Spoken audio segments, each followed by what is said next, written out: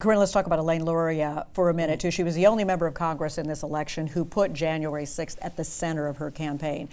In her closing message, some people here remember, she declared, quote, "If standing up for what's right means losing an election, so be it." You know, in a district that was overrepresented with active and retired military, was that appeal to duty a possible net plus, or did it end up being kind of a self-fulfilling prophecy? So I'll say this, I think that was personal to her to want to do that, and I'll never take that away from her. But as a political strategist, I would not be honest if I didn't say that that comes into question for that district. It's a district that has challenged Democrats a lot. It takes a lot to win in that district. There's split voters. They go back and forth. It is very much a competitive district, even before redistricting.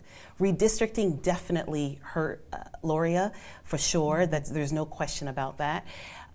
But I appreciate when a candidate has their values, and their values are more important than winning. And I think she made a decision that was really personal and important to her, and I really cannot fault her for that. But you believe it cost her?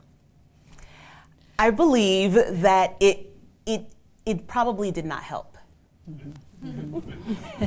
Danny, your thoughts about that before we move to the next question?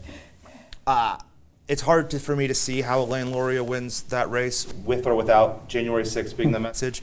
I think, once again, she had all the money in the world. She outspent Congresswoman-elect Kiggins 5-1.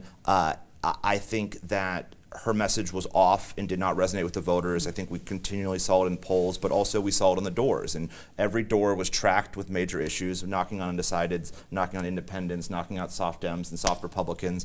And nobody brought up January 6th. Such a minuscule amount of folks. So when your TV message, and you know, the former Congresswoman spent $1.2 million on TV in the last week behind a message that nobody at the doors are talking about, there's a disconnect. I think Corinne is right. It was obviously a very personal message to her, and obviously she stated very publicly that if she loses this election, it's what she believes. And it cost her. That was a choice. Obviously, it's the wrong message for the district.